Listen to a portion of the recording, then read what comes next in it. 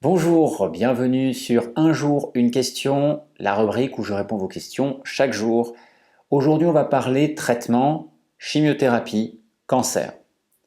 C'est une question de Sylvie qui me demande comment réduire les effets secondaires d'une chimiothérapie quand on a un cancer.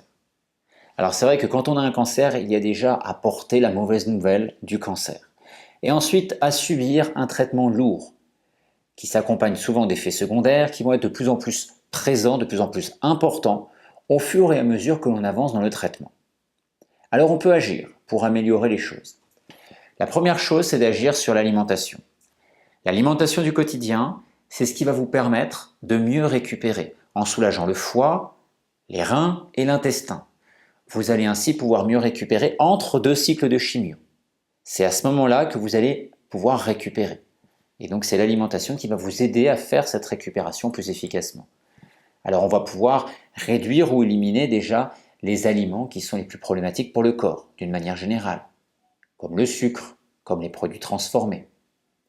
On va également pouvoir faire attention à tout ce qui surcharge l'intestin avec des mauvaises digestions. Mastication insuffisante, quantité trop importante, trop de mélanges alimentaires compliqués à digérer. On peut aussi faire attention à tout ce qui est aliments lourds sur la digestion d'une manière générale. Les produits céréaliers par exemple, les produits laitiers. Alors les produits laitiers sont même à éliminer si possible. Les produits céréaliers comme le pain, les pâtes, le riz par exemple, peuvent être éliminés mais sont au moins à réduire en fréquence ou en quantité de consommation.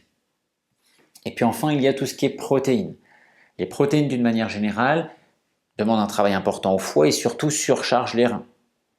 Donc il faut faire attention aux quantités consommées, particulièrement pour les protéines d'origine animale. Un repas qui en contient par jour est déjà amplement suffisant et ça peut être un repas tous les 2 ou 3 jours avec des aliments riches en protéines avec une vraie portion de protéines. Bien évidemment, tout cela est à adapter en fonction de votre profil, de votre situation du moment.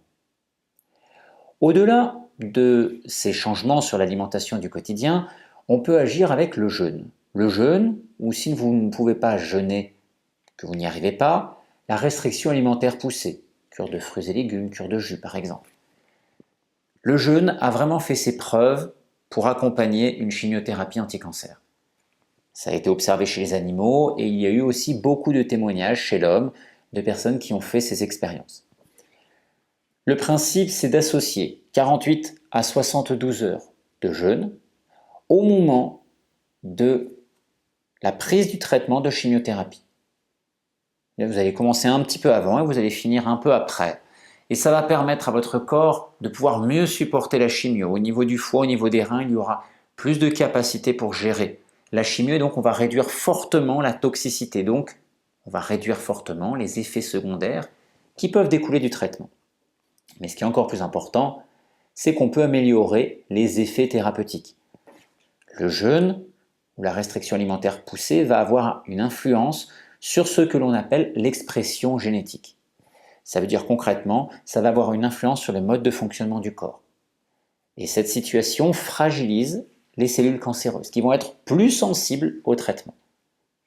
Ici, on voit tout l'intérêt de faire ce que l'on appelle la médecine intégrative, où on va associer un traitement suite à un diagnostic qui a été posé par le médecin et à côté, en parallèle, on va agir sur l'hygiène de vie, sur l'alimentation pour réduire les effets secondaires potentiels du traitement et améliorer l'efficacité. Ça fonctionne ici pour le cancer, mais on peut avoir cette chose-là qui fonctionne aussi pour de nombreuses pathologies, pour de nombreux traitements. Ensuite, on peut encore aller plus loin avec l'activité physique. L'activité physique, même si on a du mal des fois à avoir la motivation de bouger avec les cycles de chimiothérapie, parce qu'on a des douleurs, on a mal, l'activité physique reste très importante. Elle permet de favoriser le drainage lymphatique. Elle permet également d'oxygéner mieux votre corps et donc de l'aider à mieux fonctionner. Il n'est pas nécessaire de faire des grandes choses, mais déjà de bouger un peu, ça fera toujours du bien. Et puis je vais terminer avec les compléments alimentaires. Il y a beaucoup de choses que l'on peut faire avec les compléments alimentaires durant une période de chimiothérapie. Néanmoins, je ne vais pas tous les détailler ici, les produits, parce que ce serait beaucoup trop long, Mais s'il y a une chose importante à savoir, c'est que beaucoup de ces produits qui sont proposés dans le cadre d'une chimiothérapie sont des produits antioxydants. Ils vont donc s'opposer à l'efficacité du traitement le plus souvent s'ils sont pris au moment de la prise du traitement. Il faut donc faire attention parce que ce serait un non-sens de suivre un traitement de chimiothérapie anti-cancer pour prendre en même temps un produit qui s'oppose à son efficacité. Il va donc falloir le prendre à distance juste pour aider le corps à mieux récupérer, à mieux supporter le traitement en termes de récupération, d'intoxication du corps, mais pas au moment où on fait la prise du traitement. Donc ça, encore une fois, il y a beaucoup de choses et c'est adapté au cas par cas, à chaque situation. Mais ce qui est important, c'est vraiment d'adapter l'accompagnement alimentaire à ce que vous pouvez faire par rapport à la chimiothérapie. J'espère que vous y voyez plus clair par rapport à une prise en charge complémentaire, un accompagnement en termes de médecine intégrative dans le cadre d'une chimiothérapie anti-cancer. Je vous souhaite une bonne journée et on se retrouve demain pour un nouveau numéro de Un jour, une question.